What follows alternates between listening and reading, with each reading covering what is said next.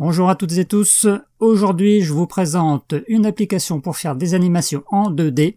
Il s'agit de Flipabook 3D Animate Maker, appelé aussi Cartoon Animation. Vous l'avez dispo sur iPad ou iPhone. On entre dans le vif du sujet, page d'accueil simple, c'est bien. On règle les paramètres du projet, on a le choix dans les dimensions. Vous avez un visuel pour régler la vitesse d'animation. Quelques fonds texturés, l'espace de travail est basique, la barre d'outils de dessin en haut. Alors, en cliquant par exemple sur l'icône pinceau, vous avez les icônes qui changent sur sa droite pour faire apparaître les formes, le crayon et la taille de la brosse. Si je clique sur l'icône forme, une barre contextuelle s'ouvre en dessous avec un crayon pour les formes libres, les lignes, rectangles et cercles. Dommage qu'on ne les voit pas très bien, puisque c'est à cheval sur la feuille de dessin, même si on peut réduire la feuille de dessin. Bon, je trouve que c'est pas top. Pareil, en cliquant l'icône crayon, j'ai d'autres types de pinceaux qui apparaissent. Alors, petit problème ici, un cercle se dessine alors que j'ai l'outil crayon actif. Eh bien, en fait, en quittant l'outil forme, j'avais laissé actif l'outil cercle. Il faut donc bien cliquer le bouton crayon pour activer les pinceaux de dessin. C'est un peu gênant quand même. Je règle d'abord la taille de la brosse, le crayon classique, le pinceau, le stylo et le feutre. Les trois derniers sont pas terribles, donc on va rester avec le crayon. Je dessine un petit bonhomme qui apparaît dans le premier frame en bas, puis je duplique ce frame avec un appui long dessus pour ouvrir la fenêtre pour manipuler les frames.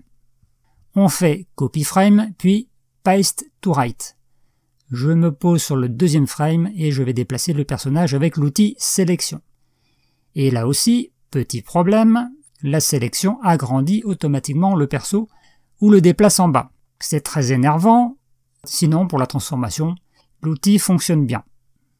Je décide de colorier le personnage en jaune, et merde, ça colore la page entière.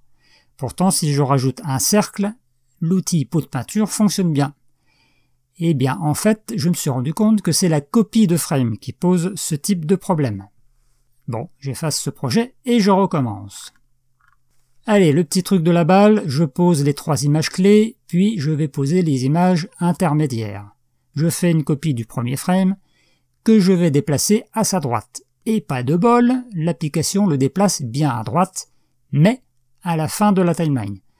Et vu qu'on ne peut pas glisser et déplacer les frames, eh ben on est foutu. Donc voilà, le principe des images intermédiaires et images clés ne fonctionnera pas avec cette application. En tout cas, va bien falloir réfléchir à l'ordre de vos frames. On regarde juste un coup la fonction de gestion des calques. Là, pareil, je dessine le sol, mais on ne peut pas le dupliquer, car on repasse automatiquement sur le calque de la balle. Bon, je m'arrête là, car vous l'aurez compris, cette application pose trop de problèmes pour animer sereinement. À quoi bon s'intéresser à la fonction gestion de la bande audio si on ne peut pas dessiner et animer correctement? Désolé, mais la conclusion est sans appel. Poubelle! Je vous ai inscrit en dessous quand même les aspects positifs, il n'y en a pas beaucoup, et les aspects négatifs. Rien ne vous empêche, vous, d'essayer et de vous faire une petite idée, mais vous serez très vite déçus par rapport à ce qui est proposé chez les concurrents. Je vous souhaite une bonne semaine et n'oubliez pas d'être imaginatif dans vos animations. À bientôt!